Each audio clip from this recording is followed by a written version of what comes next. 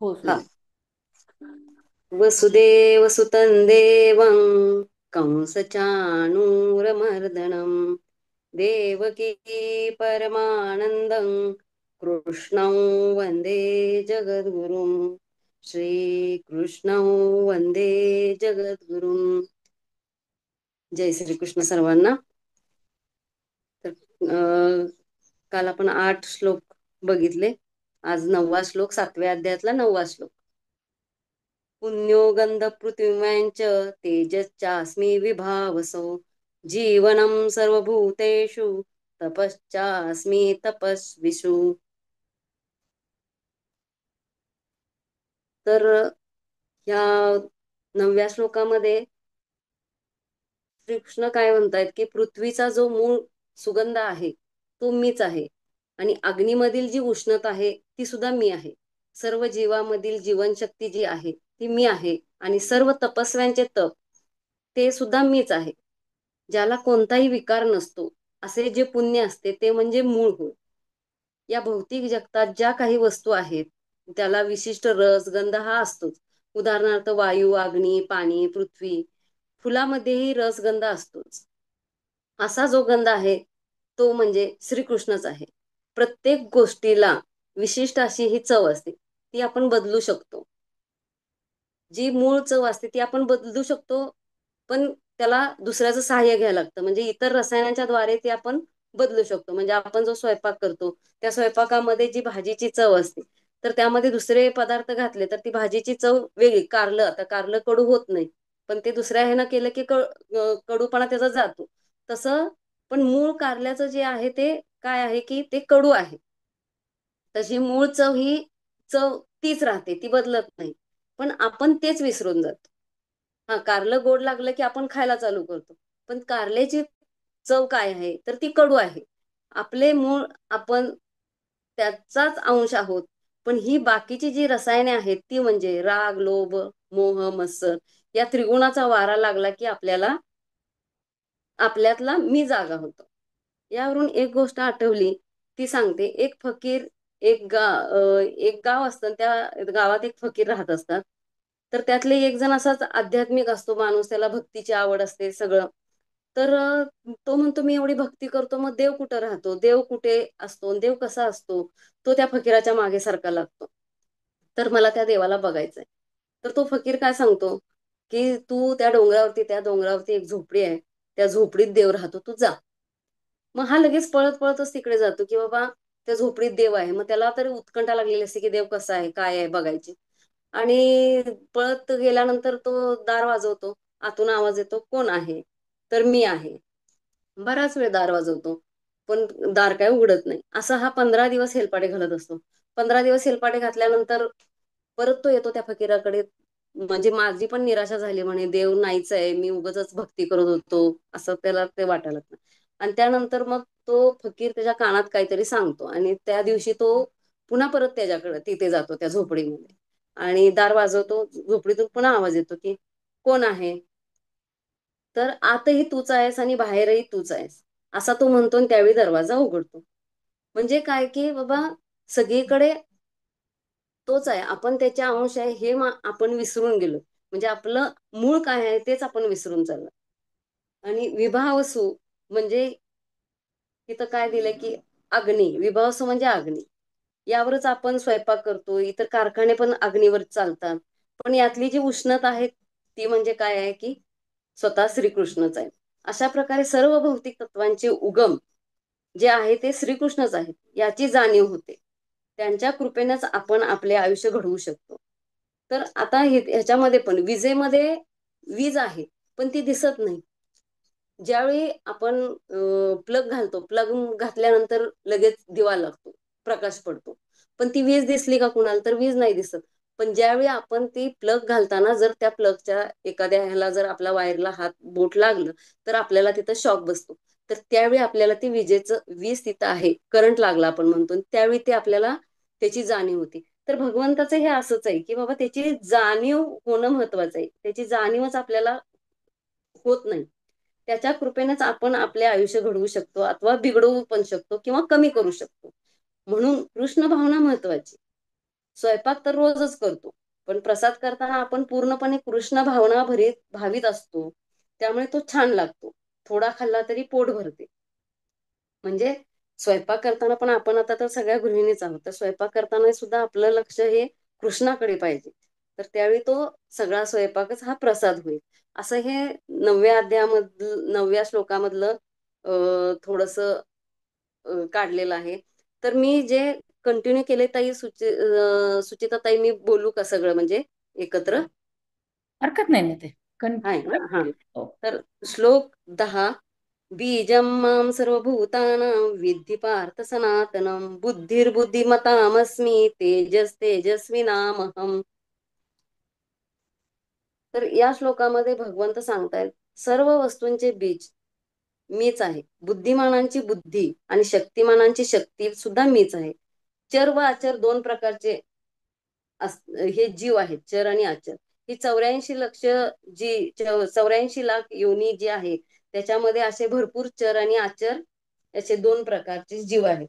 तर चर म्हणजे काय, की ज्याच्यामध्ये जीव आहे असे म्हणजे मनुष्य, पशु, पक्षी हे चर मध्ये येतात.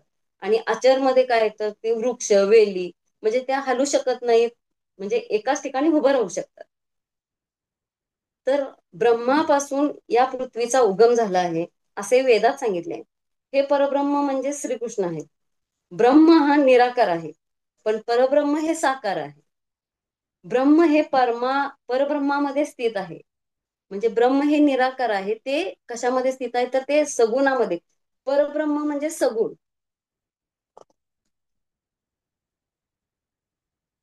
ज्याप्रमाणे वृक्षाचे पोषण मुळामुळे होते, त्याप्रमाणे श्रीकृष्णच मूळ असल्यामुळे सृष्टीतील सगळ्या भौतिक गोष्टींचे पालन, चर असू दे किंवा अचर, स्वतः श्रीकृष्णच करतात. मनुष्य बुद्धिमान असल्याखेरीज हे जाणणे अशक्य आहे. ही जी बुद्धी आहे ती सुद्धा श्रीकृष्णच आहे.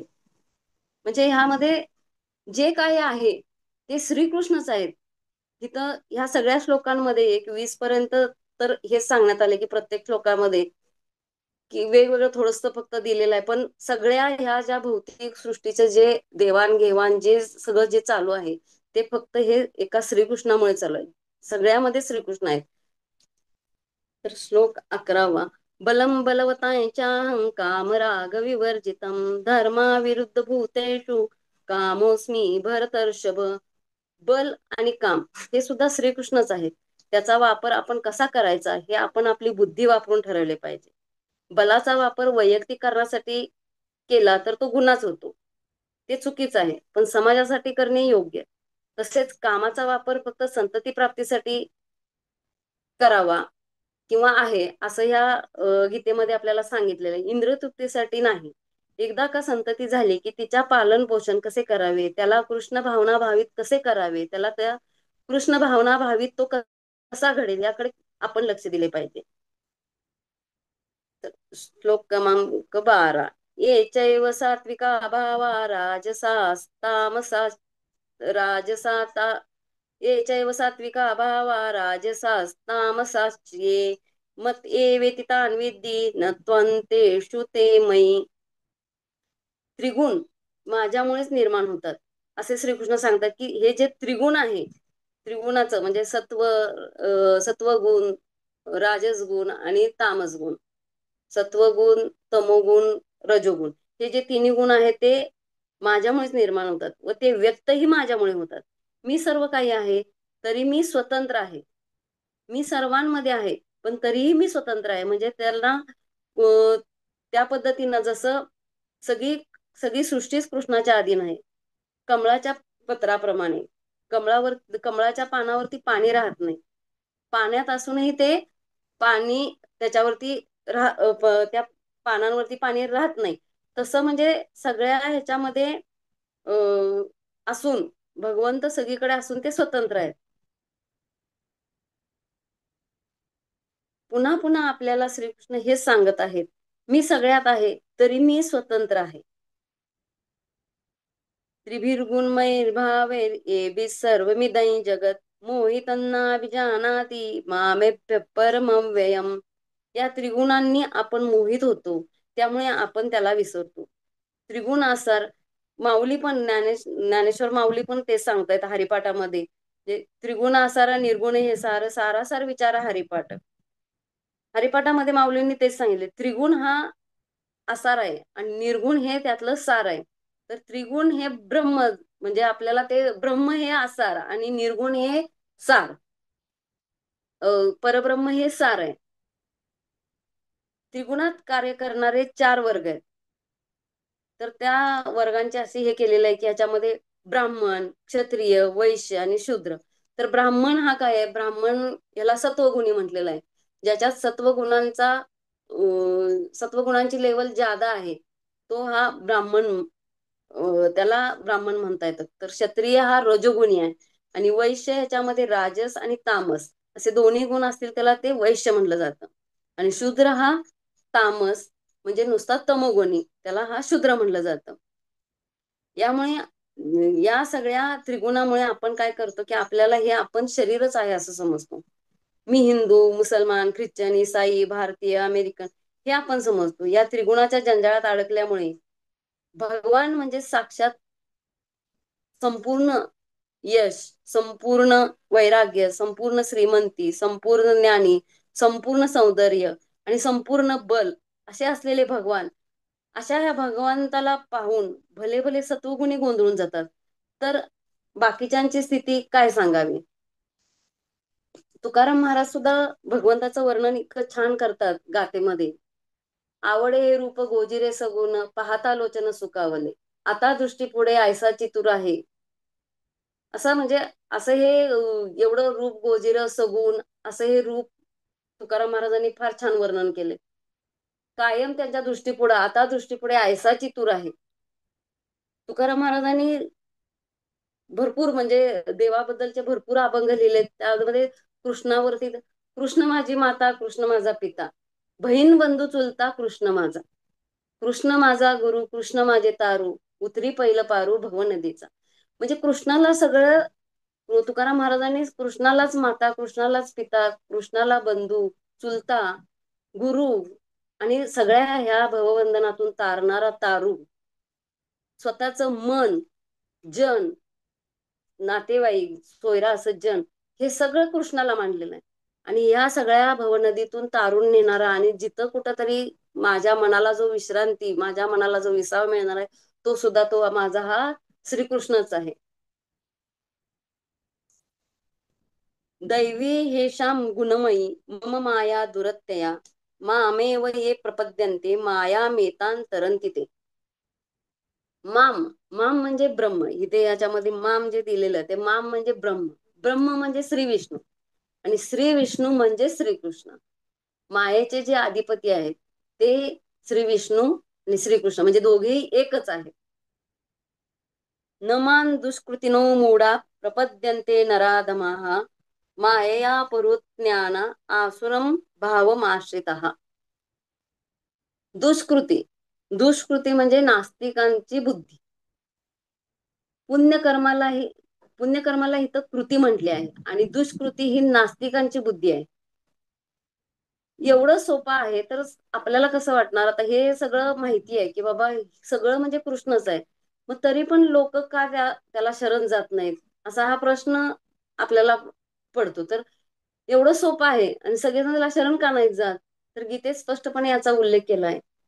म्हणजे ब्रह्मदेव, शिव, मनु, कपिल मुनी, व्यास मुनी, देवल मुनी, जनक, प्रल्हाद, बली, चतुष्कुमार, रामानुचार्य, मध्वाचार्य, चैतन्य महाप्रभू हे विद्वान, ही सगळी जी मंडळी होती ती पूर्णपणे काहीही हातचा न राखता कृष्णाला शरण गेली आहे.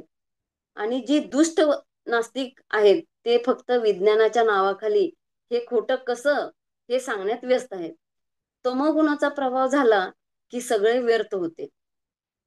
तमोगुण ज्यावेळी वाढेल त्यावेळी आपल्यातला तमोगुण ज्यावेळी वाढतो त्यावेळी आपल्याला जास्त राग येतो, जास्त क्रोध येतो आणि त्यावेळी आपलं जे काय आहे ते आपण सगळं विसरून जातो.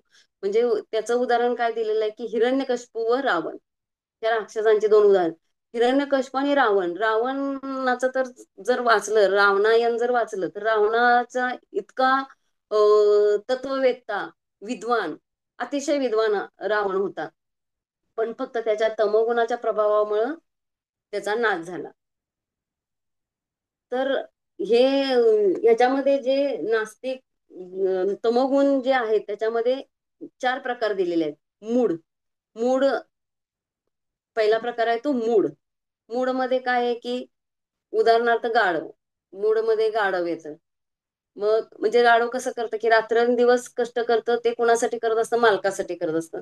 त्याला बाकीचं काही हे नसतं, फक्त आपल्याला थोडासा चारा मिळाला, खायपुरतं गवत मिळालं की ते खाऊन ते समाधानी असतं. काम वासना भागवत असतं, ते लाता खात असतं वगैरे सगळं. पण फक्त त्याला बाकीचं कशाशी काही घेणं देणं नसतं. ते कधी कधी गातं पण. हे असं म्हणजे भगवद्गीतेमध्ये त्याचं हे केलंय, जशी आहे तशी.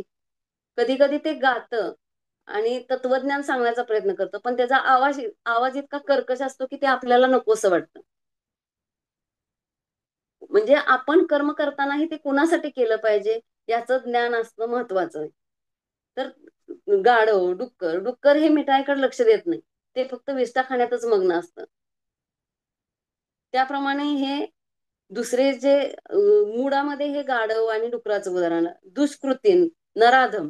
नराधम याच्यामध्ये कसं आहे की नराधम, नर म्हणजे मनुष्य आणि अधम म्हणजे नीच. नीच मनुष्य नराधम म्हणजे. मनुष्य जन्माला येताना ज्यावेळी उदरात असतो त्यावेळी त्या सगळ्या यातनेतून सुटण्यासाठी तो भगवंताला प्रार्थना करत असतो की मला तू यातून सोडव, मी बाहेर आल्यानंतर तुझी सेवा करण्यात सगळा वेळ घालवेन. आणि तो त्यातून बाहेर पण येतो. बाहेर पडता क्षणी त्याला ते सगळ्या याचं मायेचं हे लागतं, त्याला वारा लागतो. आणि त्या वारा लागताच तो फक्त वचन देतो की मी बाबा तुझा सेवा करेन. वचन देऊन तो पुन्हा अगदी सोयीस्कररित्या विसरून पण जातो. आणि नराधमामध्ये भगवद्गीतेत सांगितलेलं की 99.9% लोक ही नराधम आहेत. 99.9% लोक की ज्यांना संकट आलं की तेवढ्यापुरता देव दिसतो आणि पुन्हा ते आपल्या आपल्यामध्येच मग्न होऊन जातात. नंतर ते देवाची आठवण सुद्धा करत नाही. आणि तिसरं जे आहे ते भ्रमित तर्कवादी. मायया पुरत ज्ञाना. भ्रमित आणि तर्कवादी. भ्रमित म्हणजे कायम भांबावलेल्या स्थितीत, काय खरं काय खोटं याची जाण नसणे आणि नुसतं तर्क करण्यात वेळ घालवणे.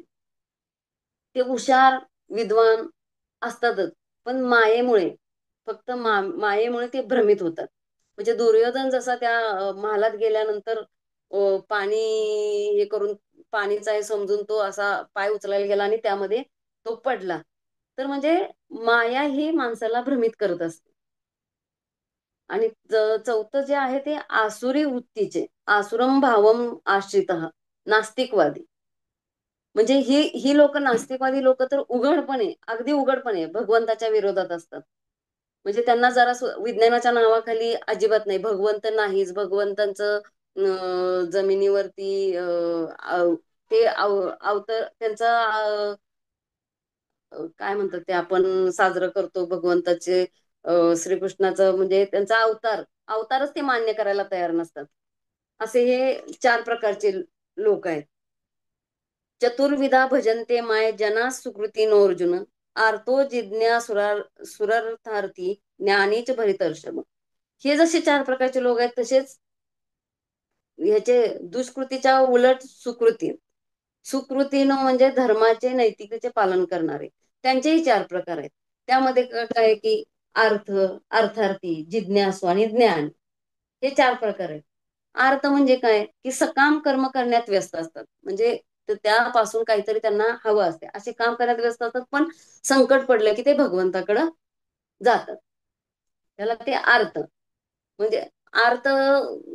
आणि काही काही लोक असे असतात की बाबा ते सकाम काम पण करत असतात, पण ते इतके कृष्ण भावना भावित असतात की त्याच्याशिवाय त्यांचं पानही हलत नाही. तर उदाहरणार्थ हे द्रौपदीचं आहे. द्रौपदीचं आपण वस्त्रहरणाचं तर सगळ्यांना माहित आहे.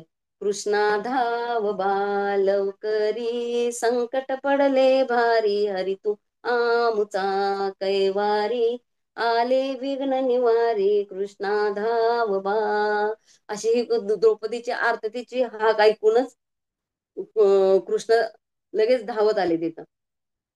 दुसरा आहे अर्थार्थी. अर्थार्थी ह्याच्यामध्ये पण ते सं भगवंताला समोर ठेवून म्हणजे त्याची अ, पूजा वगैरे करूनच अर्थ कमवण्यात मग्न असतात. आणि पण त्या ज्या कमवलेल्या असते संपत्ती त्याचं समाजासाठी काहीतरी आपण देणं लागतो किंवा काहीतरी ही त्यांची भावना त्यांच्या मनामध्ये असते. आणि त्या संपत्तीतून ते भगवंतासाठी समाजासाठी काहीतरी करत असतात. आणि जिज्ञासू हा जिज्ञासू म्हणजे कसं आहे की तो ज्ञानाकडे वाटचाल करत असतो. जिज्ञासू जो असतो म्हणजे ज्ञान मिळवण्याकडे त्याचा ओढा जास्त असतो. मग त्याला प्रश्न पडत असतात की हे असं कसं काय. प्रत्येक ह्याला त्याला जाणून घ्यायचं असतं. तो जिज्ञासू. आणि ज्ञानी हा ही सगळ्यात शेवटची पायरी म्हणजे ह्या सगळ्या टप्प्यातून बाबा हे जे काही आहे ते कृष्णच आहे. ही सृष्टीचे मूळ कोण आहे, मूळ अधिपती कोण आहे तर श्रीकृष्ण आहे. हे ज्याला माहित असतं तो ज्ञानी. अगदी डोळसपणे तो भक्ती करत असतो. तर ज्ञानी म्हणजे आपण कसं म्हणतो की जे ज्येष्ठ नागरिक आहेत किंवा जे ज्यांनी पावसाळे जास्त खाल्लेले आहेत तर त्यांना आपण ज्ञानी म्हणतो कारण त्यांच्याकडे आपल्यापेक्षा जास्त ज्ञान असतं. तर ते त्यामध्ये एक अशीच एक गोष्ट आठवते मला की आजोबा आणि नातू दोघ जण असतात आणि त्यांचा कोळशाचा व्यापार असतो. तर ते नातू हा नास्तिक असतो की त्याला कळत नसतं म्हणजे तो जास्त अध्यात्माकडे नसतो पण आजोबांना काळजी असते की हा कसा त्याच्याकडे जाईल आणि ह्याला कसं वळवता येईल. तर ते एकदा काय करतात की एक बुट्टी असते आणि बुट्टी म्हणतात की नदीवरनं तेवढी भरून घेऊन ये जा. म्हणजे त्यांनी अगोदर काय सांगितलेलं असते की तू जरा भगवद्गीता वाचत जा, एखादा श्लोक वाचत जा. तर तो वाचतो पण त्याला काही कळत नाही. एक दोनदा वाचतो आणि ते सोडून देतो की मला काही कळत नाही आजोबा म्हणून. आणि ज्यावेळी कुठली गोष्ट आपल्याला कळली नाही तर आपल्याला त्याचा जास्त आवड निर्माण होत नाही. पण ज्यावेळी आपल्याला कळायला लागते त्यावेळी आपल्याला त्याच्यामध्ये आवड निर्माण होत होत जाते. तर आता ह्याला काय करायचं म्हणून त्या आजोबांना एक आयडिया सुचते. ते कोळशाच्या खाणीत काम करत असतात त्याच्यावरती तो ती कोळशानं माखलेली काळी मिट्ट झालेली अशी बुट्टी असते. तर ते म्हणतात की तू तेवढी पाण्यानं भरून आण. नदीच्या किनारी त्यांचं ते झोपडी असते. तर तो जातो आणि ते येईपर्यंत ते पाणी त्या बुट्टीत काय राहत नाही ते सगळं गळून जातं. आणि त्याला ते माठ भरायला लावलेला असतो त्यांनी. आणि ते माठ काय भरला जात नाही. आणि तो वैतागतो तर त्याला रोज रोज ते पाठवत असतात की नाही तेवढं करायचंच, तू ते तेवढं करायचं आणायचं पण बघू एखादा थेंब तरी येईल, एखादा थेंब तरी येईल. पण ते पाणी काय इकडपर्यंत असं येत नाही. आणि तो ज्या रस्त्याने जात असतो त्या रस्त्याने काय केलेलं असतं आजोबांनी अशी बी टाकलेलं असते आणि ज्या त्या बियावरती ते पाणी पडत येत असतं. तर त्यावेळी ते बी उगवून येतं म्हणजे तिथं ती झाडं उगवून येतात. बारीक बारीक पालवी फुटायला लागते. आणि जी बुट्टी जी कोळशानं वगैरे व्यापलेली असते सगळी काळी मीठ झालेली असते ती ती बुट्टी काय होते की सगळी निघून जातं बुट्टीचं काळापणा.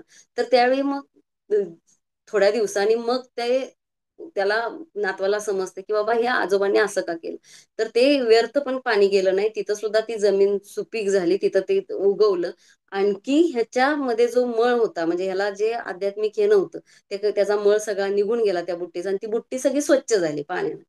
अशा प्रकारे म्हणजे ते आजोबा म्हणजे ज्ञानी कशासाठी तर ते आजोबानी त्याला ते ज्ञान कसं द्यायचं तर ते त्यांनी ठरवलं.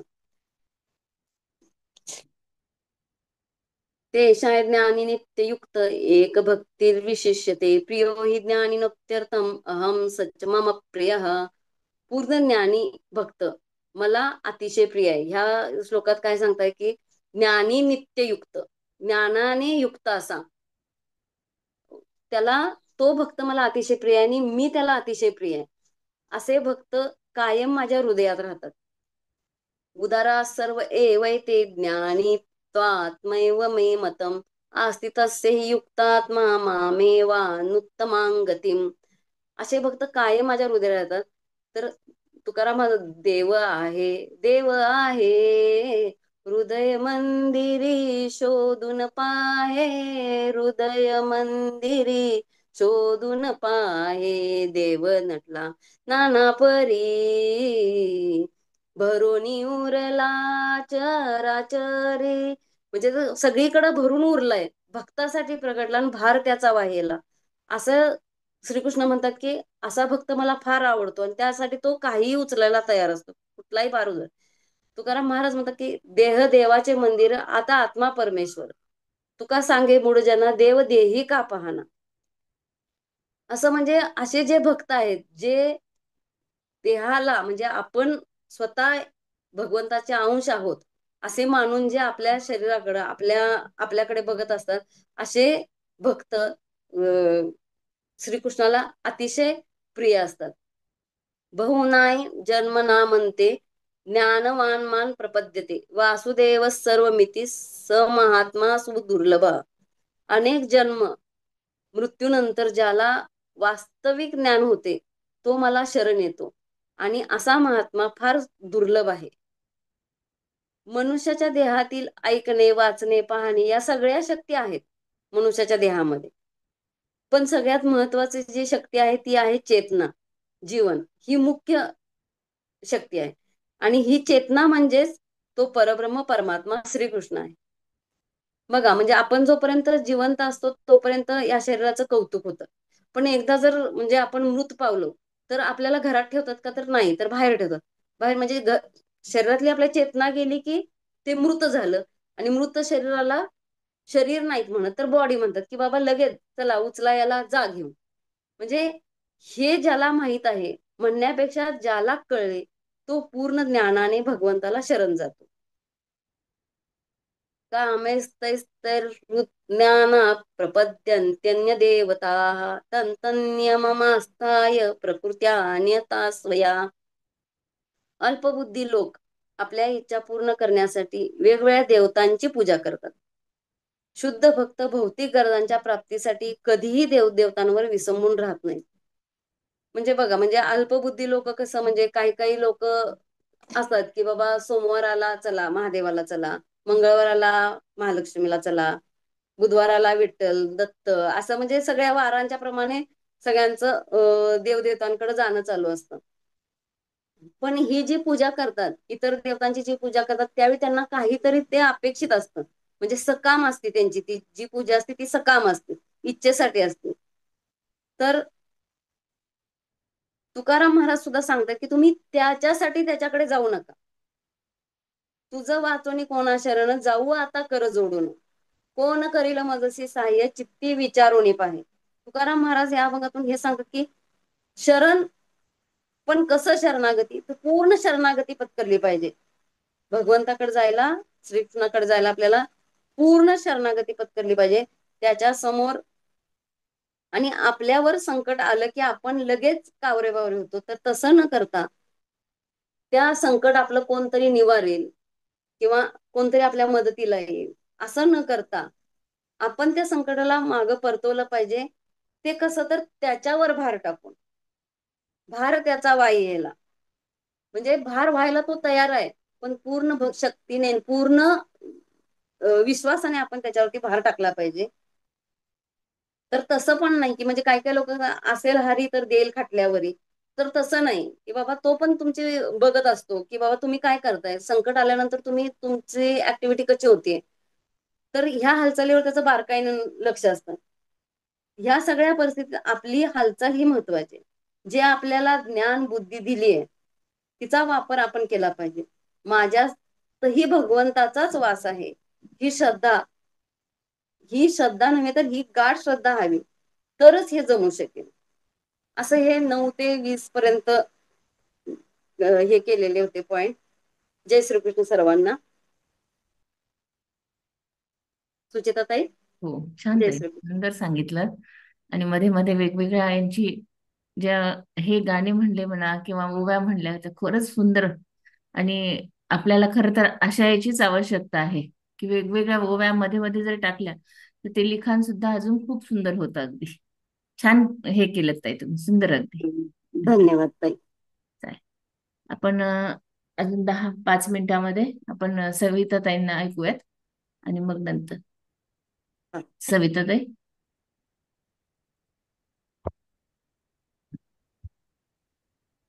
ताई खरंच खूप छान सांगितलं हो. अतिशय सुंदर सांगितलं. हा, फारच म्हणजे अगदी अगदी तुम्ही तर अगदी एक म्हणजे 11व्या पासून तर अगदी 20 पर्यंत तयारी केली पूर्ण. मी तर फक्त 2 श्लोक केले होते, 11 आणि 12. नाही नाही, काय थोडस हे होऊन थोडं ह्याच्यातलंच आपलं, माझ्या बुद्धीनं काही नाहीये, आपल्या जी आहेत पुस्तकं त्यातूनच ग्रंथातूनच आहे हे सगळं. समजा पण पण अतिशय सुंदर म्हणजे विचार. एका प्रत्येक श्लोकाचं छान सांगितलं. मी दोनच काढले ताई, पण दोनचं मी थोडस सांगू का? मी प्रतिभा निलावार बोलते. हो सांगा ते सांगा, हरकत नाही. तोपर्यंत सविता ताई रेडी राहा. हा हा, बोला प्रतिभा ताई. ताई बोलते, सर त्याला बोलू द्या. नाही बोला बोला हा, पटकन. बोलू का? हा हा. चालेल चालेल. दोन काढले मी थोडस. हम्म. बोलते, एक मिनिट हा. हे लावता व्हिडिओ ऑन ठेवा, म्हणजे मग आपल्याला लक्षात येतं कोण आहे काय नाही. चालेल चालेल. करू का हो स्टार्ट? चालू करा. ठीक आहे, चालेल.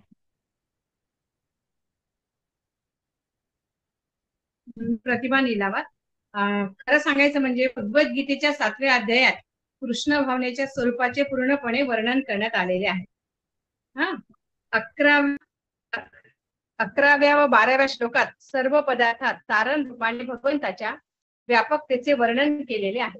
भगवंत बुद्धिवान माणसांची बुद्धी, तपस्वी योगी पुरुषांचे तेज आहे. श्रीकृष्ण म्हणतात, हे अर्जुना, तमोगुणापासून निर्माण होणारे भाव जे आहेत ते सर्व माझ्यापासून निर्माण होणारे आहे, परंतु वास्तविक पाहता त्यांच्यात मी आणि माझ्यात ते नाही असे मात्र समज. आता मग मी तो श्लोक आवाज समजा नाही आता येत आहे. नाही येते का? बरं बरं, परत सांगते ताई. आवाज नाही येते का? येतो येतो, हरकत नाही. हा, परत सांगते ताई. मग भगवद्गीतेच्या 7व्या अध्यायात कृष्ण भावनेच्या स्वरूपाचे पूर्णपणे वर्णन केलेले आहे. 11व्या व 12व्या श्लोकात सर्व पदार्थात तारण रूपाने भगवंताच्या व्यापकतेचे वर्णन केलेले आहे. भगवंत बुद्धिवान माणसांची बुद्धी, तपस्वी योगी पुरुषांचे तेज आहे. श्रीकृष्ण म्हणतात, हे अर्जुना, तमोगुणापासून निर्माण होणारे भाव जे आहे ते सर्व माझ्यापासून निर्माण होणारे आहे, परंतु वास्तविक पाहता त्यांच्यात मी आणि माझ्यात ते मात्र नाही असे तू समज. आता मी ते श्लोकांचा पूर्ण काही अर्थ सांगते. बलम बलवताम चाहम काम राग विवर्जितम धर्मा विरुद्ध भूतेषु कामोस्मी भरतर्षभ. हे भरतश्रेष्ठ पार्था, सर्व प्राणांचे शाश्वत असे विश्वबीज मी आहे. असे जा, मी बलवानांचे बल, बुद्धिमानांची बुद्धी, तेजस्व्यांचे तेज मी आहे. काम अप्राप्य वस्तूंची अभिलाषा आणि राग अप्राप्य वस्तू प्राप्त झाल्यावर होणारा आनंद, या दोहोंनी विरहित असे बलवानांचे मी आहे. हे अर्जुना, भूताचे ठिकाणी धर्माला अनुसरून असला जो काम आहे तो मी आहे. तात्पर्य असं आहे की बलवान मनुष्याने आपल्या बळाचा उपयोग वैयक्तिक आक्रमणासाठी न करता दुर्बलांच्या संरक्षणार्थ केला पाहिजे. त्याचप्रमाणे धर्मतत्वानुसार कामजीवन हे इंद्रिय तृप्तीसाठी नसून केवळ प्रजोत्पादन करण्यासाठी आहे. प्राणी मात्रांच्या उत्पत्तीस कारण जो काम आहे तो मी आहे. जेवढे म्हणून पदार्थ आहे ते सर्व माझ्यापासून आकाराला आलेले आहे. आता 12वा सांगते ताई. एचैव सात्विका भावा राजसास्तामसाशे मत्त एवेति तान् विद्धि न त्वह तेषु ते मयि.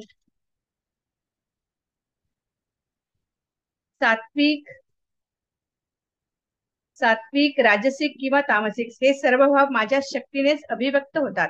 एका दृष्टीने मी सर्व काही आहे, परंतु मी स्वतंत्र आहे. मी प्राकृतिक गुणांच्या अधीन नाही, उलट तेच माझ्या अधीन आहे. तात्पर्य असं आहे की प्राकृतिक गुणांची निर्मिती जरी भगवान श्रीकृष्णापासून झाली असली तरी श्रीकृष्ण गुणांच्या अधीन नसतात. उदाहरणार्थ, राष्ट्रांच्या कायद्यानुसार मनुष्याला शिक्षा होऊ शकते, परंतु कायदे बनविणारा राजा कायद्यांच्या अधीन नसतो. भौतिक प्रकृती सत्व, रज आणि तम हे तीनही गुण श्रीकृष्णापासून निर्माण होतात, परंतु भगवान श्रीकृष्ण या गुणांच्या अधीन नाहीत, म्हणून हे निर्गुण गुण आहेत. हे प्राकृतिक गुण जरी भगवंतापासून प्रगट झालेले असले तरी त्यांचा भगवंतावर कधीही परिणाम होत नाही. भगवंताचा हा एक वैशिष्ट्य असा गुण आहे. बस ताई, एवढंच बसली थोडस. हॅलो, छान सांगितलं ते. अजून आपल्याला इलॅबोरेट करावं लागतं हा जास्तपणे. हा, जास्त आपल्याला त्याच्यामधल्या नोट्स काढून घ्याव्या लागतात ते. हा अजून अभ्यास करावा लागेल. हा हा हो, हा, नाही बरोबर आहे. मी आता जस्ट आजच मी ऍड झाली ताई आणि हरकत नाही, म्हटलं की हरकत चला नाही ताई, थोडस प्रयत्न हरकत नाही. करूयात, म्हणून प्रयत्न केला थोडस. बाकी पण काही नाही ताई. आता बस उद्या करते मी थोडस जरा. अगदी त्यापेक्षा जास्त. पण तुम्ही मात्र खूप सुंदर सांगितलं. अगदीच छान. म्हणजे तुम्ही थोडासा प्रयत्न केला फक्त. हो हो, नाही छानच सांगितलं ते. हा, सविता नाही ताई, पण थोडा प्रयत्न केला सांगण्याचा मागचा. अगदी असंच थोडा थोडा करत करतच आपल्याला पुढे जायचंय ते. हो, बरोबर आहे ना. बरं. आपण सगळ्यांचे विचार ऐकून असं वाटलं की चला आपण एक थोडासा प्रयत्न करावा. बरोबर आहे. चालेल. अजून कोण सांगणार आहे? सविता ताईंनी हात वर केला होता. हो हा ताई. हा, सांगू का म्हणे तर उद्या घेते ताई. बोला वेळ बोला झाला ताई, असेल. 2 मिनिटं वेळ आहे, मग नंतर निशा ताई तोपर्यंत रेडी राहतील. बरं बरं. हा, नाहीतर उद्या घेते, नाहीतर बोला ना, हरकत नाही ना. बोलू का? हो, ठीक आहे. हम्म. 9वा आणि 10वा श्लोक परत वाचू का ताई? नाही वाचलं तरी चालेल. नाही वाचलं तरी चालेल, आता हरकत चालेल नाही. ना? हा. हो, तेच 9 आणि 10 श्लोकावर मी थोडीफार माहिती काढलेली आहे. बर. मला जास्त हे होत नाही ताई, तरी थोडक्यात सांगते. मी पृथ्वीतील भगवंत सांगतात, मी पृथ्वीतील पवित्र गंध आणि अग्नीतील तेज आहे. तसेच सर्व भूतांचे जीवनही मीच आहे. तपस्व्यातील तपही मीच आहे. जिथे जिथे पवित्र सुगंध दरवळतो त्यात भगवंताचे अस्तित्व असते. हे अर्जुना, उदकातील रस मीच आहे. चंद्र सूर्यामधील प्रभा मी आहे. सर्व वेदामधील ओंकार, आकाशातील शब्द, पुरुषामधील पौरुष मी आहे. पृथ्वीच्या ठिकाणी स्वभावताच असणारा शुद्ध वास पण मीच आहे. वेदांत ओंकार मीच आहे. मनुष्याच्या ठिकाणी अहमपणाचे सारभूत पुरुषत्व तो मी आहे. ज्यांनी केलेला पराक्रम मी आहे हे तत्व तुला मी सांगतो. भगवंत सांगतात अर्जुनाला भगवंत अर्जुनाला सांगतात की ह्या त्रैलोक्यामध्ये अनेक प्रकारच्या योनी आहेत. ज्यांच्या त्यांच्या परीने ते आपापला आहार सेवन करून राहतात. कोणी जलावर, कोणी गवतावर, कोणी अन्नावर राहून कित्येक जीव जगतात.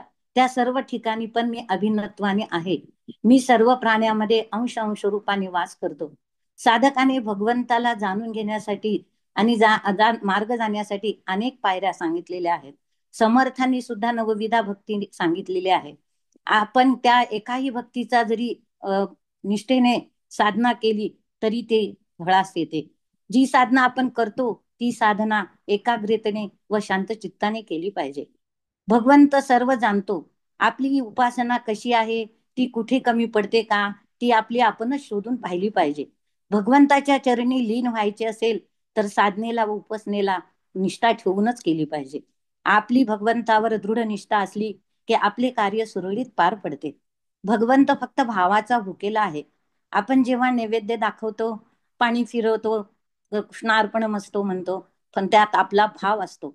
आपला भाव असतो की मी भगवंताला आज हे करणार, मी नैवेद्य दाखवणार, मी चांगलं पुरणपोळी करणार, काही असं आपण मनात जो भाव ठेवू आणि भावनेने प्रेमाने नैवेद्य दाखवू, तर नामदेवाच्या हाताने दूध पिला तसं भगवंत आपला नैवेद्य खाण्याला कमी होणार नाही. भगवंताची नजर आपल्यावर पडली आणि भगवंताची नजर एक झाली की परमार्थ घडून येतो. शक्ती बुद्धीचा दाता तो भगवंतच आहे. हे अर्जुना, सर्व भूतांचे, आता थोडं 10व्या श्लोकाचं सांगते. हे अर्जुना, सर्व भूताचे सनातन बीज मीच आहे असे तू जाण. बुद्धिमानाची बुद्धी आणि तेजस्व्याचे तेज मी आहे. हे अर्जुना, संपूर्ण भूताचे सनातन कारण मला समज. मी बुद्धिमानाची बुद्धी आणि तेजस्व्याचे तेज आहे. हे पार्था, प्राण्यांचे शाश्वत असे अधिकारण विश्वबीज मी आहे असे जाण. जोपर्यंत हा विश्वाकार असतो तोपर्यंत आत्मविश्वासासारखे दिसते. जेव्हा महाप्रलयाचा काळ येतो तेव्हा ते कोणत्याच आकाराचे नसते. अनादि विश्वाचे बीज ते मी आहे. तेव्हा या विश्वबीज तुला तळहातावर देतो व तुला स्पष्ट सांगतो की ते हे तू नीट समजून घे. म्हणजे तुला प्रत्येक विषयात राहशील तेव्हा तुला त्याचा उपयोग होईल. प्रत्येक ठिकाणी या तत्वाचा वापर केला पाहिजे. मनुष्य प्राणी हा मनुष्य प्राणी हा मानायला तयार नसतो, पण जीवसृष्टीमध्ये प्रत्येक ठिकाणी भगवंत आहे. आणि या ठिकाणी आपल्याला नरसिंह अवताराचे, प्रल्हादाचे उदाहरण देण्यास खूप छान ठरेल. भगवंतांनी दर्शन दिले, प्रल्हादाला दर्शन दिले तेव्हा हे थोडे विस्तारित लिहिता येईल. आणि प्रल्हादाची निष्ठा आणि त्याची प्रेम भगवंतावरचे प्रेम, त्यामुळे भगवंताला नरसिंह अवतार घेतला आणि दर्शन दिले. तसेच अनेक निराकार रूपात परब्रह्म हा आणि आकार निराकार असतो, तो जाणून घेण्याचे साधन कोणते असेल तर ही साधना आहे आणि उपासना आहे. आणि ती नामस्मरण हे निष्ठेने आणि प्रेमाने केले तर भगवंत प्राप्ती आणि परमार्थ प्राप्ती व्हायला आपल्याला वेळ लागत नाही. आपण त्या मार्गात घुसलो आहोत आता. भगवंतानीच आपल्याला घुसवलं आणि आपण करणारच ह्या दृढ निश्चय ठेवून आपण केले पाहिजे. धन्यवाद ताई. छान ताई, छान सांगितलं. ठीक आलं का ताई? काय? ठीक आलं का म्हणलं? हो, खूप छान ताई, खूप चांगलं छान झालं का? सांगितलं. हो हो. हा, त्या बोलतात का निशाताई? हो, हो आज हो आता हो, एक त्याच्या आधी एक जस्ट अं, वंदना ताई, मी एक हे तुम्हाला केलंय आपल्याला एकंदर 206 श्लोक आहेत 7 ते 12 अध्यायामध्ये. बर. हा, आणि आपण जुलै, ऑगस्ट, सप्टेंबर, ऑक्टोबर काढलं तर आपल्याकडे फक्त 65 दिवस वर्किंग आहे. हम्म, बाकी सगळ्या सुट्ट्या आहेत. तर त्या हिशोबाने आपल्याला जास्तीत जास्त श्लोक घ्यायचे आहे. आणि म्हणजे मग आपल्याला त्याच्यात ज्ञानेश्वरीमध्ये पण काय सांगितलं आहे, किंवा आता आज ज्यांनी मगाशी सांगितलं सगळे श्लोक, त्यांनी खूपच छान सांगितलं. तुकाराम महाराजांचं उदाहरण वगैरे सगळं घेऊन तर आपल्याला त्यांचं पण आपण जास्त ऐकूया, म्हणजे आपल्याला कळेल की तुकाराम महाराज सुद्धा या श्लोकांबद्दल काय म्हणतात, किंवा त्याच्यामध्ये काय संबंध लावलेला आहे असा. तर आता आपल्याला जास्तीत जास्त अभ्यास आता रोज करायचा आहे. म्हणजे रोज 20 श्लोक म्हटला पण, किंवा 10-15 तरी पण हरकत नाही. बर. की नंतर आपल्याला पेपर पण सोडून घ्यायचे आहेत बरोबर बरोबर. म्हणून. हो, आपण ज्ञानेश्वरीसाठी एक दिवस ठेवत जाऊ. वंदना शनिवार. ताईंना हो, मी मेसेज केला शनिवारी. होता, बहुतेक बघितला नाही ताईंनी तुम्ही. हो, वंदना ताई, उद्या तुम्ही शनिवारचं पूर्ण आपण जेवढ्या आजपर्यंत हा, ओव्या झाल्या त्याच्यावर 7व्या. विश्लेषण तुम्ही करा. हा, 7वा अध्याय. ज्ञानेश्वरीचं. हा, हो, ज्ञानेश्वरीचं विवेचन. किंवा पूर्ण 7वा अध्याय पण घेऊ शकतात त्या. हो, हो हो. जसं जेवढं जमेल तेवढं उद्या, हा, म्हणजे एक दिवस आपण खास त्याच्यावर. ज्ञानेश्वरीसाठी ठेवूयात. हा, हा. नाही काय पहा ना, 7व्या अध्यायात 30 श्लोक आहे. आज आपले 20 श्लोक झालेले आहेत. हो, हा, तर मग पुढच्या म्हणजे सोमवारी आपले 10 श्लोक होतील. तर मग बरोबर. उद्या त्यांनी पूर्ण 7वा अध्याय समरी सांगितली तर तरीच चालेल हरकत मग. नाही. हा, तरी हरकत नाही, तरी हा, चालेल. हो, म्हणजे ते सलग ते नाही येईल ना, मग छान वाटेल, आपल्याला कळेल बरोबर ते. बरोबर. म्हणून हा, मग त्यांचं उद्या पण एक तास ठेवूया. चालेल. हा, चालेल. आज त्या उद्या बोलणार आहे सुट्टी असते का ताई? हो. काय ताई? निशाताई उद्या निशाताई सुट्टी बोलतात असते? त्या. उद्या शनिवार आहे, तर हा, आपण ज्ञानेश्वरीचं विवेचन ऐकूयात. चालेल. हा, हो. आता आपण निशाताईंना थोडस बोलवायला सांगूयात. निशाताई, कल्पनाताई, अजून तिसरी बहीण कोण आहे? हो ताई. अपर्णाताई. अपर्णाताई झांबरे ना. हा, तिघी जणी या समोर आणि हो. तिघी जणी बोला.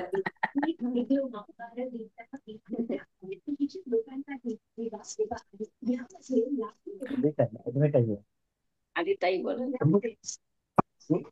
कमी करा, माझा ऍडव्हर्टाईज आहे ना.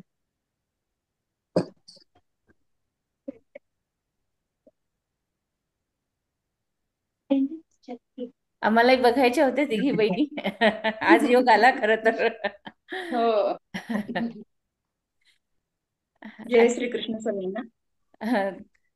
ह्या तिघींनी एकत्र अभ्यास केलेला आहे बघा. आणि तिघी जणी गेल्या वर्षीच्या परीक्षेला बसलेल्या आहेत पूर्णपणे. तर आपण त्यांच्याकडूनच ऐकूयात कसा अभ्यास केला, काय नाही ते. चालेल, करत आहे सुरुवात. त्यांचा जय श्री व्हिडिओ कृष्ण. ताई. हो होय व्हिडिओ. ताई, अ हा. व्हिडिओ दिसत नाही तिघींचा पण म्हणलं. हो, दिसतोय. मी स्पॉटलाइट केला आहे सर तिघींना. फक्त तुम्ही वाटल्यास तुमची स्क्रीन हे करून बघा. ठीक आहे, ठीक. हम्म.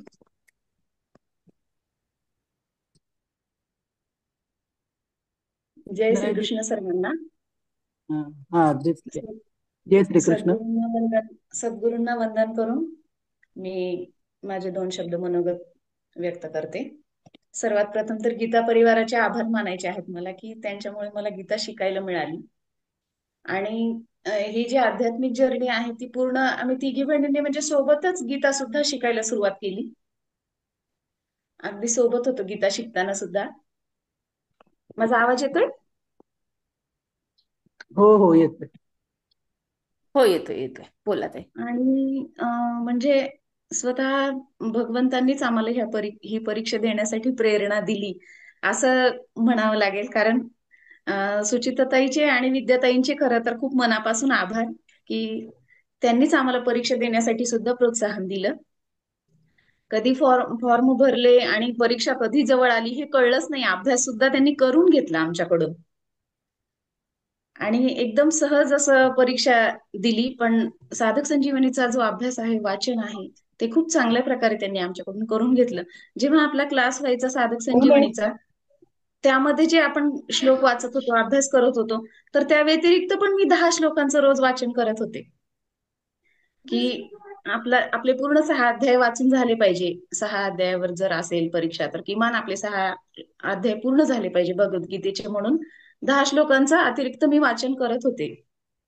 त्यामुळे मग तो अभ्यास व्हायला थोडीशी मदत झाली मला. आणि पेपर सोडवायचे तर एकदम म्हणजे प्रश्नपत्रिका कशी सोडवायची हे पण महत्वपूर्ण आहे. आपण अभ्यास खूप छान केलेला असतो, पण आपल्याला पेपर पण सोडवता आले पाहिजेत व्यवस्थित. तर त्या दृष्टीने थोडीशी प्रॅक्टिस केली मी आणि श्लोकांचा अर्थ कसा लिहायचा ते ज्या प्रश्नपत्रिका दिल्या होत्या विद्याताईंनी, त्याचा थोडासा अभ्यास करून ते श्लोक पूर्ण वहीमध्ये सोडवून घेतले. पहिली जुन्या प्रश्नपत्रिका, त्यानुसार प्रश्नपत्रिका सोडवली, पूर्ण पेपर सोडवला.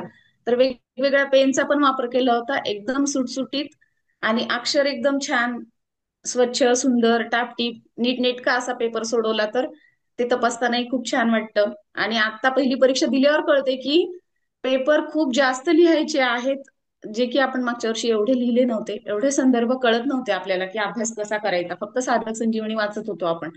पण प्रत्यक्ष भगवंताने आपल्याकडून हे पेपर लिहून घेतल्यामुळे आता कळतंय आपल्याला की वेगवेगळ्या संदर्भ ग्रंथांचा आधार कसा घ्यायचा आणि ते पेपर कसे सोडवायचे, किंवा कसं हे तयार करायचंय आपल्याला उत्तर प्रश्नांचं. आपल्याला तर छान कळू लागलं, ते श्लोकाचा अर्थ कळू लागला. त्यामुळे ते आता ते लिहायला आपल्याला मदत होईल. पण मग थोडं जरी आपण प्रश्नाचं उत्तर लिहिताना आपल्या स्वतःच्या शब्दात लिहिलं तर आपण भगवंताशी अगदी कनेक्ट होतो आणि मग खूप छान वाटतं. ते सहजच होऊन जातं ते प्रश्नाचे उत्तर लिहिणं, आणि ते अनुसंधानातच राहतो आपण नेहमी त्याच्या. मला पेपर लिहिताना खूप छान वाटत होतं की साक्षात श्रीकृष्णच आपल्याकडून पेपर लिहून घेत आहेत असं वाटत होतं.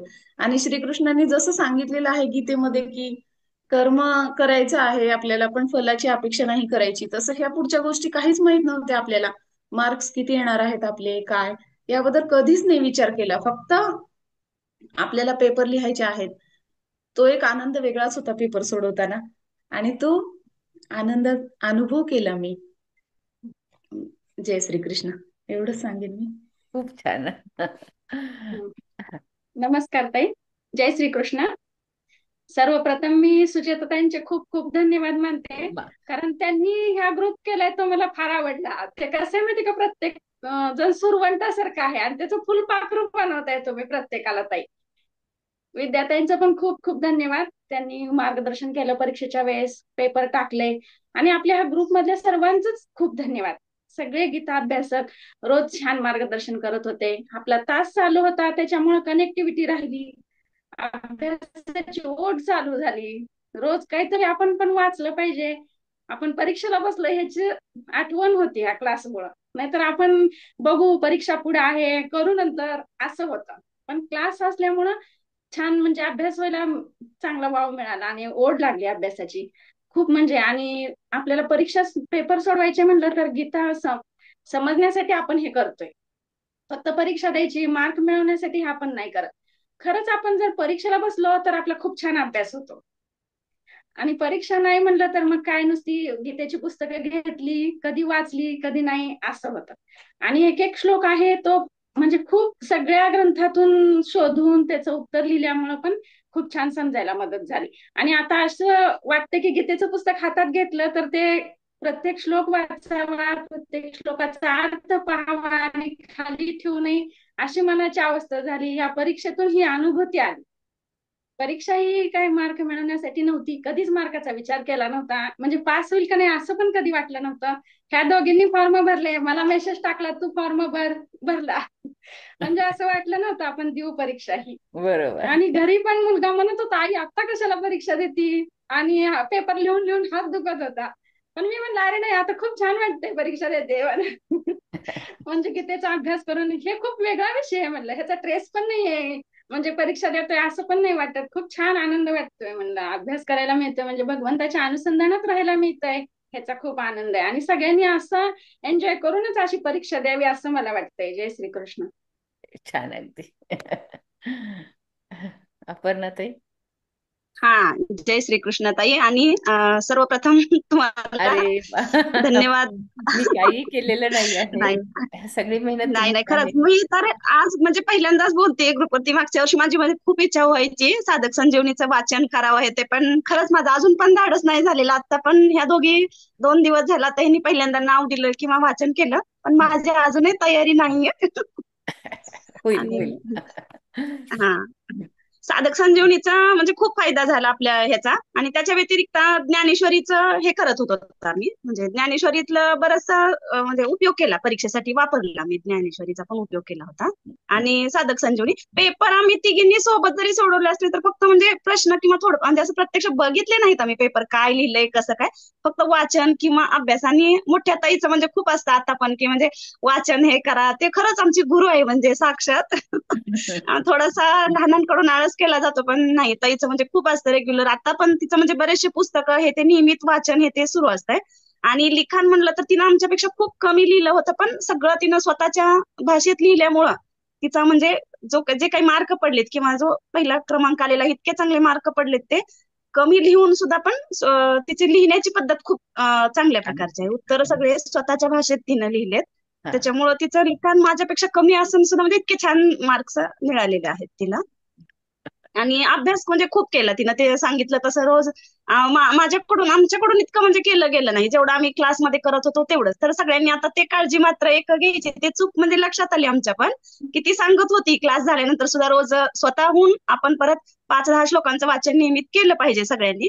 तर ते आम्हाला म्हणजे पहिल्यापासून माहिती असून पण ते चूक झाली माझ्याकडून. आम्ही तेव्हा म्हणजे इतकं सिरियसली घेतलं नाही, रोज स्वतःचं वाचन हे ते काही ठेवलं नाही. तर आता तसं नाही करायचं. आता हे सुरू झालंय ना, तर मग याच्या व्यतिरिक्त आपला स्वतःचा पण थोडासा अभ्यास सुरू ठेवला पाहिजे सगळ्यांनी, त्याचा खूप फायदा होईल. खूप छान, खूप छान अगदी. कोणाला काही विचारायचंय?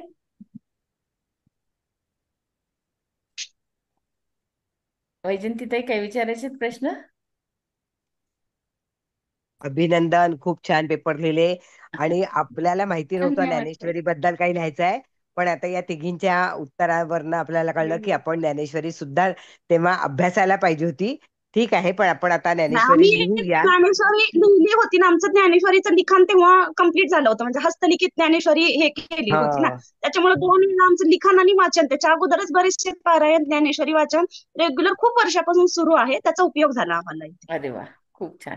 हा, दोघी ज्ञानेश्वरी लिहून झाली आमची तिघींची एकाच वेळेस, मागच्या वर्षी लिहिली होती आम्ही, मग तर त्याचा उपयोग झाला आम्हाला. आम्ही पण तिघी बहिणी बसलो होतो. हो, हो तुमच्याही तिघी बहिणींना आणायचं एकदा आपल्याला इथे. तुम्ही सुद्धा उद्या हो ताई, बसलेला नक्की. आहात आणि तुम्ही सुद्धा छान मार्कांनी सगळ्यांनी हे केलेलं आहे. तर मी विचार करूच लागले होते की आपल्या ग्रुपमध्ये अजून तिघी जणींचा ग्रुप आहे, त्यांनाही आहे. आपण एक दिवस बोलूयात म्हणून. मला एक असंच एक मी विचारायचं होतं. विचारू का?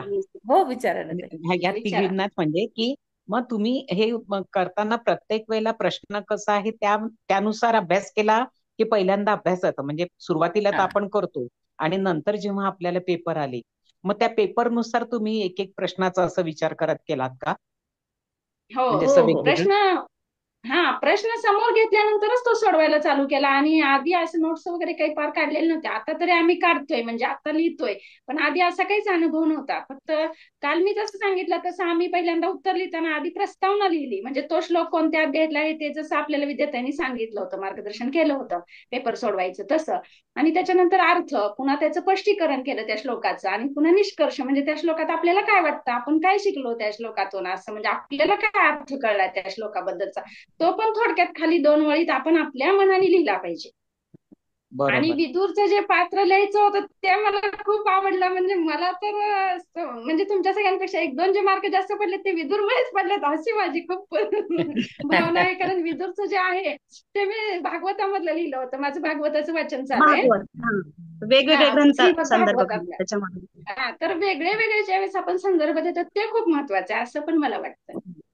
बरोबर. तर भागवतातले श्लोक विदुरांनी म्हणलेले, मैत्रेय ऋषींना सांगितलेले, असं जे बोध केलेले वगैरे आहेत ते सगळे श्लोक वगैरे असं मी त्याच्यामध्ये टाकले होते ते पात्राचं लिहिताना. म्हणजे आपल्याला जे नोट्स मध्ये मिळालं होतं विदुरचं पात्र लिहायला ते तसंच्या तसं नाही लिहिलं मी. त्याच्यामध्ये थोडं आपले स्वतःच म्हणजे म्हणजे घालून बराचसा इकडचे बदल वेगवेगळ्या पुस्तकांमधून म्हणजे केला होता आम्ही. दुसरे हा संदर्भ ग्रंथ आता पहिल्या बदलले होते. परीक्षेला जे बसले असतील, पहिल्या परीक्षेला जे कोणी बसले असतील तर त्यांना हा प्रश्न सोडवायचा असेल, जर व्यक्तिचित्र लिहायचं असेल, चित्रण लिहायचं असेल तर त्यांनी त्या व्यक्तीचं म्हणजे पुस्तकात जसं आहे तसं न लिहिता आणखीन दुसरीकडून त्यांच्याविषयी अभ्यास करून ते थोडंसं ऍड केलं पाहिजे. वा, छान. सरळ सरळ न उतरवता. सरळ सरळ. चला, संत वाङ्मयाचा छान अभ्यास हम्म. तुमचा होईल. तिघी जणी करा पीएचडी त्याच्यावरती. धन्यवाद. म्हणजे विदुराने तुला तरून नेलाय. धन्यवाद, तुमचे सगळ्यांचे आशीर्वाद. सगळ्यांचे विदुराने आशीर्वाद. विदुराने तुला तारून नेलं. हो, मला असंच वाटतं. नाही, आम्ही पण कृष्ण करू. कृपा म्हणजे झाल्यानंतर त्याच्या अंतर्गत सगळे आले. हो. पेपर आता लिहिणं किंवा पास होणं एवढं सोपं नव्हतं. 60 मार्काला पासिंग होतं. म्हणजे लिहिताना असं वाटायचं की आपल्याला 60 मार्क पडणं शक्य नाहीये असं वाटायचं. आणि त्या प्रमाणात जर पाहिलं आपण तर आपल्याला सर्वांनाच मार्क कमीच आहेत. म्हणजे 180 ला आपण पासच आहोत. बरोबर बरोबर. तर 4-5 मार्क जास्त पडलेले आहेत पासपेक्षा. खूप जास्त मार्क नाही आहेत आपल्याला, कारण आपला अभ्यास पण नाहीये अजून. करणं गरजेचं आहे आपल्याला अभ्यास. आणि त्यासाठी जसं आपण पूर्ण ज्ञानेश्वरीचा अभ्यास करतो तर तसे वेगवेगळ्या संतांचं असं आहे की प्रत्येक अध्यायावरचं जे सविस्तर पुस्तक आहे, एका एका अध्यायावरचं ज्ञानेश्वरीच्या, तर त्याचा सुद्धा अभ्यास करणं आपल्याला गरजेचं आहे. तुमच्याकडे आहे का ग ते बेलसरेंचे पुस्तकं, ज्ञानेश्वरीचे खंड? त्यांचे नाही, आहेत आता का नाही. कुठले अध्याय? ते निळ्या रंगाचे आहे पहा. नाही, तुम्ही ते ना तुम्ही आता आम्ही ज्ञानेश्वरी एक एक अध्याय ज्ञानेश्वरीचा सविस्तर असलेला अशी पुस्तकं आम्ही जमा करणार आहोत. आता पूर्ण पण प्रत्येक अध्यायाचे घेणार नाही, आहोत पुढच्या कुठल्या परीक्षेसाठी. लेखकाचे आहेत?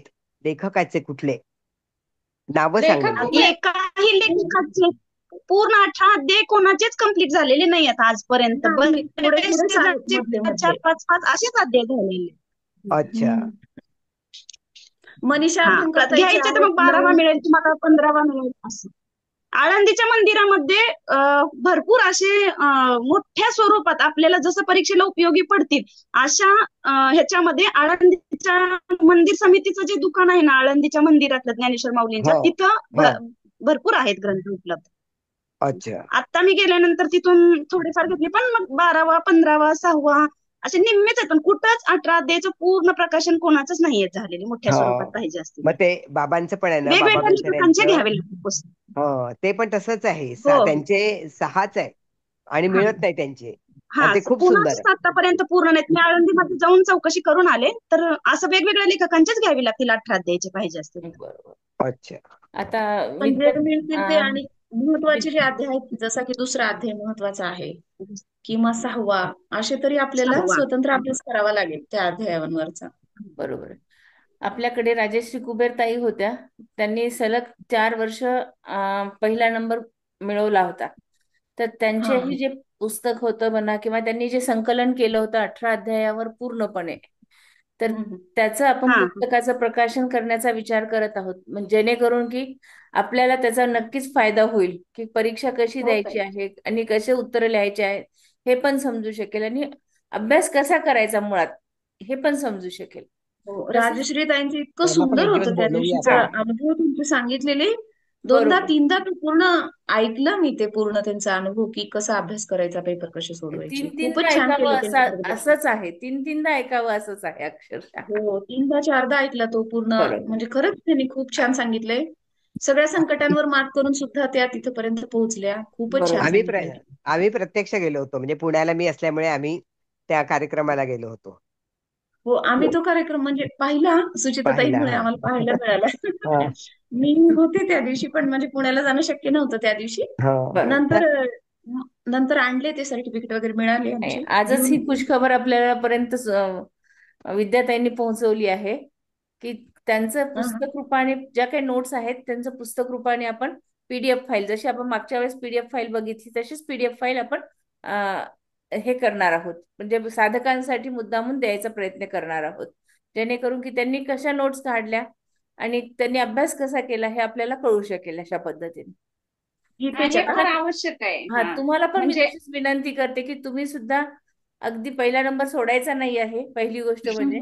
आणि तुमच्या ज्या काही नोट्स आहेत ह्या अगदी जपून ठेवा, म्हणजे पुढच्या नाही, पिढीला मला तर आमच्या. परीक्षेला बसल्यापासून माहिती होतं की ताईचा नंबर येणार म्हणून. मी हो आणि ना. अपर्णाला सांगून पण ठेवलं होतं, ताईचं अक्षर आपल्यापेक्षा इतकं सुंदर आहे, ताईचा नंबर येणार. येणार म्हणून. नाही, त्या खरंच दोघींना टॉपिक नाही, फार खरंच छान छान, होता. हस्ताक्षर छान.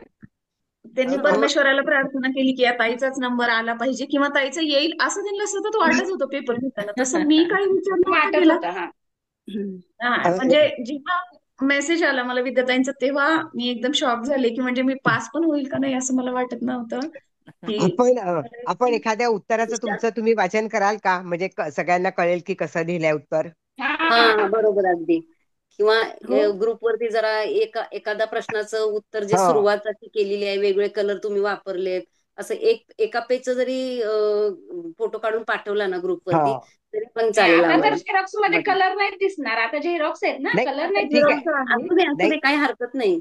चालेल. काही हरकत किंवा नाही. कर्मयोगाचं उत्तर कसं हो लिहिलं, हो जे हो आपण तर काय दोनच मोठी उत्तरं लिहिली आहेत ना, कर्मयोग आणि हो हो. योगी आणि संन्यासी हे लिहिलेलं आहे, पण दोनच मोठे हा उत्तर होते आपल्याला. मी एक दोन प्रश्नांची उत्तर असे आपल्या मीटिंग मध्येच वाचून दाखवेल. हा आणि मी प्रश्न पण लिहायचं होता आपल्याला हिंदी जरी असला तरी, तर प्रश्न हा लाल पेनने लिहिला होता, श्लोक हा. काळ्या पेनने लिहिला होता आणि उत्तर हम्म. निळ्या पेनने लिहिलं होतं. अरे पण एकदम सुटसुटीत म्हणजे श्लोक लिहिल्यानंतर की कितव्या अध्यायातला आहे ते म्हणजे खूप सुटसुटीत पेपर सोडवले होते. त्याचा एक या फोटो दोघींनी काढून पाहिले जरासं नव्हते तरी त्यांना खात्री अगदी होती आपण पेपर खूप छान हा, सोडवले ह्या म्हणून. मीटिंग मध्येच आपण प्रत्येकाला डिस्प्ले करू, म्हणजे कसं लिहिलं ते पण समजतं. हा हा आणि ओके. तुम्ही वाचून दाखवा एक एक प्रश्न, म्हणजे हो, मी मग वाचून काय होईल. दाखवते आणि पेपर पण दाखवते, अक्षर पण आधीच्या दाखवते. साधकांनी नक्कीच सगळ्यांची प्रश्न वाचून दाखवा, म्हणजे मग आपल्याला ते पण कळेल की कसं लिहायचं आहे आणि काय करायचं आहे पुढच्या पिढीला. हो. ते पण नक्कीच उपयोगी पडेल. आणि आपला तर पहिलाच अनुभव होता, आपल्याला हे काहीच माहित नव्हतं बरोबर, कसं हे लिहायचंय काहीच काय. माहिती नाही. जसं विद्याताईंनी सांगितलं तसं तसं आपण लिहित गेलो. लिहित गेलो, बरोबर आहे. ते मध्यमाचं पण पहा ग, कोणी आहे का आपल्याला आम्हाला सांगणार मध्यमाचं? नक्की हा, नक्की. तसं पण इन्व्हाइट केलं पाहिजे ताई, बरोबर आहे. आपल्याला त्यांची असंच चांगली नंतर असंच परीक्षा. मधून मधून आपण ज्यांनी नक्कीच उत्तम कुणाला परीक्षा दिली कुणाला आहे तरी त्यांनी. मार्गदर्शनासाठी बोलवूयात, हा जेणेकरून आपल्याला फायदाच होईल. त्या ओके. हो नाशिक ग्रुपवर आहे, नाशिक ग्रुपवर. मंगळवारी आपल्याकडे कोण मंजुषाताई येणार आहेत, ज्या की मंगळवारी. मराठवाड्यामधून ज्या केंद्र चालवतात. हो हो, परभणीच्या का? भेडसूरकर, हा, मंजुषा परभणीच्या. भेडसूरकर म्हणून आहेत. हं. मराठवाड्याचं पूर्ण साधक संजीवनीचं केंद्र त्या चालवतात. तर हो त्या हो, मंगळवारी आपल्या ग्रुपवर येणार आहेत. चालेल. ओके. त्यांच्या परीक्षा झाल्या आहेत का आपण मग, मध्यमा वगैरे? हो, सगळं की त्या त्यांची पूर्ण चारी हा झालेले आहेत आणि त्या मग झाले सगळ्या मग. मार्गदर्शन करतात, प्रत्येक हा चांगलं साधकांना आहे, ते चांगलं. मार्गदर्शन करतात. हा मग मध्यमासाठी फारच उपयुक्त आहे मग हो, ते. हा विद्याताई जसं सांगतात हा तसंच त्यांनी सुद्धा केंद्र स्थापन केलेलं आहे. हा आता जे आपले माध्यमाचे पेपर आहेत विद्याताईंनी टाकलेले, हम्म. तर ते पूर्ण पेपर आपण सोडवूयात. त्या त्या पेपरमध्ये असं दिलं आहे की तत्वविवेचनीमधूनच सोडवायचं आहे. तर आता आपण हो तशीच प्रॅक्टिस करूयात. ते बरोबर. पूर्ण एका वहीमध्ये पूर्ण तयार करू आपण, त्या नोट्स सारख्या आहेत ते पेपर, म्हणजे त्यातले प्रश्न आले तरी उपयोग होईल आणि त्यातले त्याच्यापेक्षा वेगळे आले तरी आपला अभ्यास होईल. आणि बरोबर, तत्वविवेचनीमधून त्याची उत्तरं शोधून लिहिण्याचा प्रयत्न करू आपण. प्रयत्न करूया. खरंच आहे, अगदी अगदी छान. नक्की. आणि शंकर भाष्य जे सांगितलेलं आहे आपल्याला राजश्रीताईंनी, बहुतेक त्याची मराठी एडिशन नाहीये, हे हिंदीमध्येच ते आहे पुस्तक आपल्याला जोग वाचावं लागेल. जोग जोग आहे त्यांचं, आहे ते लेखक जोग आहे. आणि आहे नेर्लेकरांकडे ते मिळतं पुस्तक पुण्याला. आहे का? कुठे हा कुठे नेर्लेकर म्हणतात पुण्याला. ताई? नेर्लेकरांकडे. नेर्लेकर. हा, हा आलं लक्षात. मी मी मी तुम्हाला हि- त्यांचा ऑनलाईन. पत्ता पाठवू शकते, नेर्लेकरचा. हो त्यांचा फोन नंबर आहे. आणि विशेष म्हणजे नेर्लेकर आपल्याला घरपोच सेवा घरपोच. देतात. हा तर कोणीही त्यांच्याशी संपर्क साधून व्हॉट्सअपवर तुम्ही संपर्क साधू शकता आणि पुस्तक मागवू शकता. आपल्या ग्रुपमध्ये हम्म. द्या ताई पत्ता आणि मग आम्ही ऑनलाईन मागवतो. हरकत नाही, मी तुम्हाला फोन नंबर पाठवते नेर्लेकरचा, माझ्याकडे आहे. आणि मी बऱ्याचदा त्यांच्याशी संपर्कात असते समजा. आणि जेव्हा आपण म्हणतो आता तुकारामाचा एखादा अभंग किंवा ज्ञानेश्वराची ओवी मध्ये लिहायची उत्तर लिहिताना, तर तसंच आपण आपल्याला दासबोधाचा अर्थ ऐकणं गरजेचं आहे. म्हणजे अर्थ वाचणं गरजेचं आहे. म्हणजे बरोबर. माझं ना ऐकणं खूप होतं. जे आपलं म्हणजे आपल्याच ग्रुपवर एक भक्ती सुद्धा चॅनलची माहिती सांगितली होती ना मागे, पुण्याचं आहे ते. तर त्यामध्ये ना ऐकणं खूप होतं. ते ऐकल्यामुळे पण आपल्याला लिहायला थोडस मिळतं. समजतं की कसं बघ, लिहावं. दासबोध आणि ज्ञानेश्वरीचं जे पुस्तक आहे हा आपलं फलटणच्या पुष्पाते कदम, ते पुस्तक माझ्याकडे आहे. तर या अध्यायामध्ये दासबोध आणि ज्ञानेश्वरीच्या ज्या ओव्या आहेत, तर ते ते मी सांगेल की त्या ओवीला दासबोधातली ओवी कुठली हा अनुरूप कोणती आहे. गोष्ट. हा, ते पुस्तक आहे माझ्याकडे, तर मी त्याच्यात आहे ते सांगेल ते. चालेल. तर हा ते त्याचा जेव्हा अर्थ वाचतो आपण तेव्हा खूप छान समजतं. मग म्हणजे हा आहे दोन. आपल्याला कसं ज्ञानेश्वरीचा अर्थ वाचल्याशिवाय कळत नाही, तसंच हम्म. दासबोधाचा अर्थ जर वाचला त्या ओवीचा तर तो कळतो आपल्याला, लिहू शकतो आपण मग अर्थ पण, आणि ओवी लिहून खाली थोडक्यात अर्थ लिहू शकतो. पण हो ते उत्तर पण छान होऊन जातं मग असं आपलं लिहिलेलं. चालेल, छान वाटलं तुम्हाला तिघींना भेटून. सगळ्यांना, हो सगळ्यांना भेटून तिघींचे अशी नंतर प्रवचन ऐकायला या, मला आवडेल हा. या त्या त्या याच्यात या. आपण अजून एक जोडी दाखवूयात ना सगळ्यांना ग्रुपवर. हो हा ताई नक्की. चालेल. स्वाती ताई आणि वैजंती ताई, नुसतं व्हिडिओ तर ऑन ठेवा.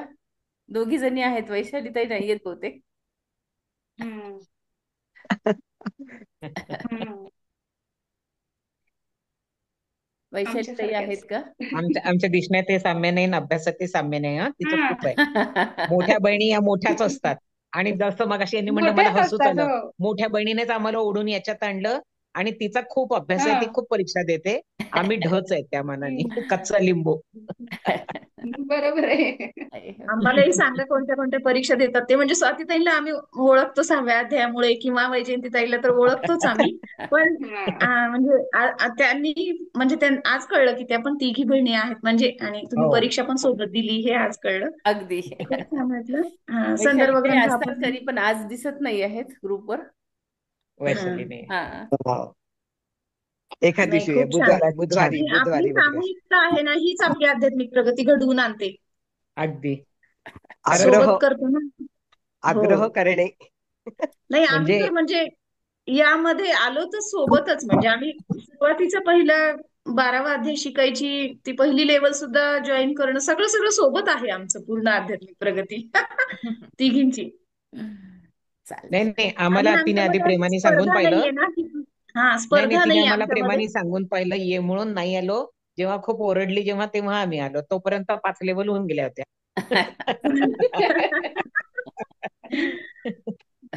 हम्म. छान छान, वाटलं, चला सगळ्या मस्त. बहिणींना भेटून छान वाटलं. आणि हो. आता आपण सगळ्या बहिणीच आहोत ग्रुप मधल्या, अगदी अगदी, सगळ्यांनी म्हणूनच सोबत म्हणलं नक्की काम सगळ्या नक्की. करूया. बहिणींना भेटून छान वाटलं अगदी. ही खरंच छान, आपली खरंच छान. आत्मीयता आहे. आणि हे खूप छान आहे आपलं नातं, की म्हणजे एक दिवस जरी मिस झाला क्लास तरी आपल्याला आता बराच गॅप पडला ना आपला, आता छान बरोबर अभ्यास होईल परीक्षेपर्यंत. बरोबर. क्लास चालू असला की दिवस कसे निघून गेलात कळत नाही. पटापट आता फॉर्म भरले, आता लगेच परीक्षा येईल आपली. हो अभ्यास करण्यातच जातील मधला काळ. खूप छान हो. वाटलं सर्वांना भेटून. चालेल, आपण चल इथेच पण. ठीक आहे. थांबूयात. सर्व हो ताईंना हो. अभिनंदन. हो, जय सर्व श्री मी काय कृष्ण. ताईंना बोलते, अभिनंदन. बरोबर आहे. धन्यवाद. सर्व ताईंचं अभिनंदन. हो. हम्म. श्रीकृष्ण. जय श्री धन्यवाद. कृष्ण. धन्यवाद. धन्यवाद. जय श्री आणि कृष्ण. खरं सांगायचं तर याच्यामध्ये वंदनाताईंचा खूप हात आहे बरं का, की आपण हो. जी परीक्षा दिली त्याच्यामध्ये वंदनाताईंनी जे सांगितलं त्याच्यामुळे खूप काही आपल्याला घेण्यासारखं त्यांच्याकडून आहे. नाही, मागच्या वर्षीचं साधक संजीवनीचे प्रत्येक क्लास त्यांनी म्हणजे खूप वळून खूप घेतले सुंदर सगळे. सांगितलं, त्यांनी खूप सुंदर हो त्यांनी हो, सांगितलं. खूप छान सांगितलं. ज्ञानेश्वरीचा अभ्यास खूप छान आहे त्यांचा. हो ते आपल्या कानावर पडल्यामुळे बरोबर आपण ग्रहण करतो त्यातलं काय अगदी आहे ते, अगदी. काय लिहिण्यासारखं आहे. आता वंदनाताई, उद्या तुम्ही क्लास घ्यायचा आहे. बरं, पूर्ण हा, अध्याय घ्यायचा का उद्या? 7वा अध्याय, 7वा. पूर्ण पूर्ण अध्याय घ्यायचंय. पूर्ण करायचा होता. हो, हो पूर्ण हो. करा, जमेल तसा पूर्ण करा. कारण गाई होईन मग खूप ना, म्हणून म्हणलं. नाही नाही, 30च श्लोक आहे आणि 1 तास आहे तुम्हाला.